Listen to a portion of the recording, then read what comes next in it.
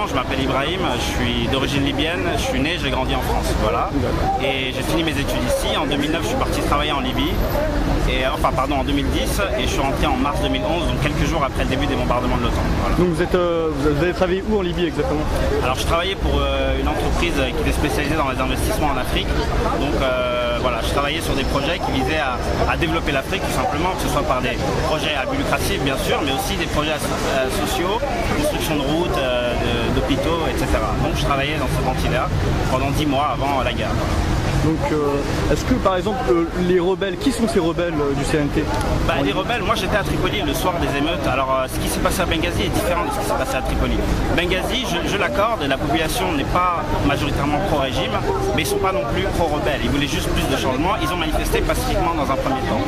Ce qui s'est passé à Tripoli est complètement différent. C'est exactement la même chose qui s'est passé en France en 2007 avec les émeutes de banlieue. C'est-à-dire ce sont des jeunes qui sont sortis, qui n'étaient pas contents du système, qui ont brûlé des commissariats, qui ont brûlé des voitures, tout ce que vous voulez. Donc qu'est-ce qu'on fait dans ces cas-là? On envoie les pseudo-CRS libyens pour les réprimer. Sauf que la différence entre la Libye et la France, excusez-moi, c'est qu'en Libye, ces mêmes émeutiers, c'est pas comme en France. Là-bas, ils ont volé des armes. Ils ont volé des armes dans des casernes. Et là, ça change tout. La police ne s'attaque plus à des manifestants pacifistes ou à des émeutiers sans défense. Elle s'attaque à des gens armés et qui menacent la sécurité du pays. Donc voilà, je voulais distinguer un peu la différence des événements à Tripoli. Et les citoyens, comment ils vivaient sous le régime de Kadhafi? Alors, moi j'ai toujours été pour ceux qui voulaient un peu plus de liberté, un peu plus de démocratie comme ils disent ici, mais on a essayé de diaboliser Kadhafi, ils ont réussi, ils le font passer pour le diable en personne maintenant, c'est chose faite, mais moi j'étais en Libye, j'y vais tous les ans depuis que je suis gamin, tous les étés, là j'ai été pendant 1 an et encore un stage avant de 6 mois, et je peux vous dire que c'est vrai que le régime Kadhafi a la main mise sur tout, que c'est lui qui contrôle tout, qu'il y a un peu de corruption comme dans tous les pays, la corruption c'est pas un problème. Le problème c'est que aujourd'hui un Libyen qui ne travaille pas, il a entre 300 et 350 € d'indemnité par mois, ce qui permet de vivre correctement, même très correctement. Une famille libyenne peut obtenir des aides sur le logement. Moi j'étais sur le point d'obtenir un prêt à taux zéro pour acheter une voiture parce que je venais d'avoir un emploi et j'allais m'installer. Pareil pour les prêts construction immobilière.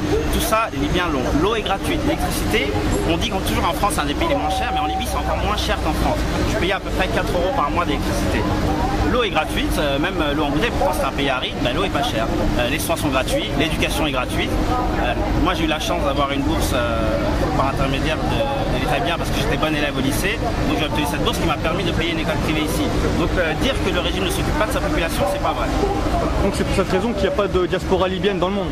Voilà, il n'y a pas besoin, on n'a pas besoin d'immigrer. Moi c'est un peu un hasard que je suis né ici parce que ma mère n'est pas libyenne et du coup je suis né ici et bon, mon père estimait que c'est mieux que je reste là pour mes études et tout, voilà. Maintenant, les Libyens n'ont pas besoin d'immigrer, ils ont tout ce qu'il faut chez eux, ils sont très bien chez eux, ils ont de quoi manger abondamment, c'est-à-dire qu'avec un livret de famille, on peut aller faire des courses dans les charbis, qui sont des sortes de supermarchés où tout est à moitié prix, c'est-à-dire l'État le vend moitié prix de ce qu'il achète à l'import. Donc ça n'existe dans aucun autre pays. Voilà. Il n'y a pas un seul SDF en Libye, il n'y a pas un seul mendiant. Les mendiants, ils sont étrangers parce que c'est des gens qui viennent travailler, c'est difficile. Mais les Libyens, non, ils ne sont pas dans le besoin. Et ça, c'est très important. En Afrique, aujourd'hui, tout le monde est dans le besoin. La grande majorité est dans le besoin, mais les Libyens, non. Voilà. On surnomme d'ailleurs la Libye la Suisse de l'Afrique, c'est bien ça? Bah oui, parce que il faut savoir pourquoi la Libye aujourd'hui est attaquée par l'OTAN et pourquoi c'est la cible. Bon, c'était facile, Kadhafi n'avait pas beaucoup d'alliés dans le monde, c'est vrai, à l'inverse de Bachar al-Assad par exemple. Il n'avait pas d'alliés puissants. La Libye c'est un grand pays, très très riche, très peu d'habitants, on est 5 millions de Libyens, donc très facile à gérer. C'est un pays qui n'a pas de dette, c'est rare aujourd'hui, qui n'a pas de dette dans le monde, l'Arabie Saoudite, la Chine et la Libye, et peut-être 2-3 autres pays. Mais c'est tout, voilà, et l'Algérie aussi. Donc voilà, il faut tenir ça en compte aussi, et dire que la richesse n'était pas distribuée, c'est faux. Donc est-ce que vous pensez que l'Algérie pourrait être la prochaine cible? Je pense que c'est possible. L'Algérie c'est plus difficile parce que militairement elle est très forte, ce qui n'était pas le cas de la Libye, d'où cette guerre très facile pour l'OTAN.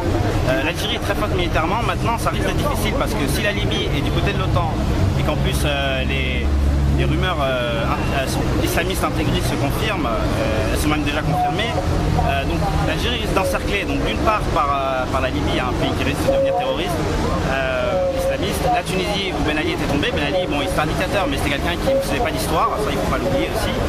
Donc voilà, l'Algérie va se retrouver encerclée, et on sait qu'il y a des gens qui sont quand même pas contents en Algérie, même si c'est une très faible minorité.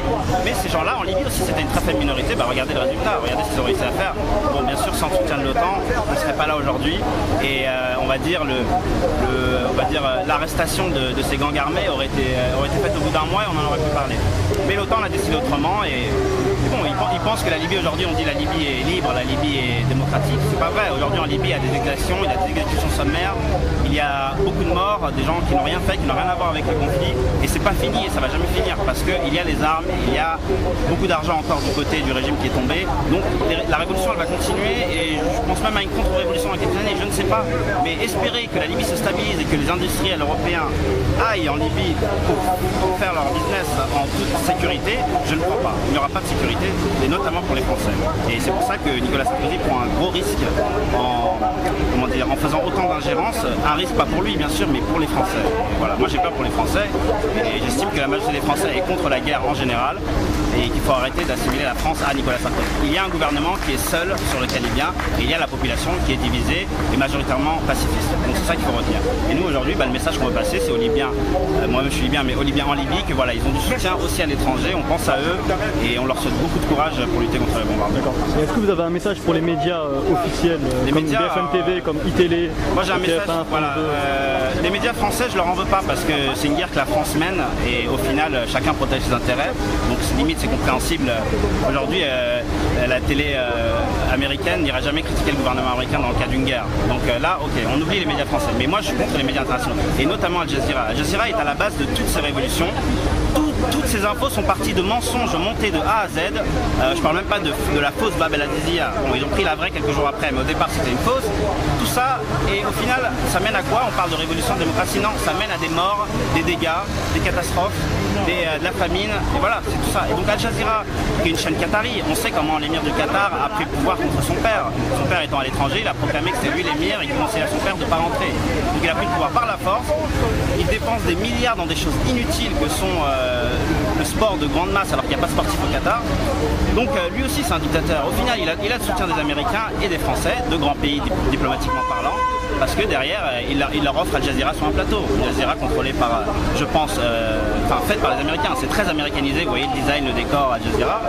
Et je pense que Al Jazeera qui a été créé, je sais pas, il y a 7-8 ans, peut-être 10 ans, je pense qu'elle faisait partie de tout ce plan. Voilà. C'était le moyen d'accéder directement au peuple arabe par l'intermédiaire d'un média de ce genre qui est totalement affilié aux Occidentaux. D'accord, je vous remercie monsieur. Merci beaucoup. Bonne journée. Au revoir.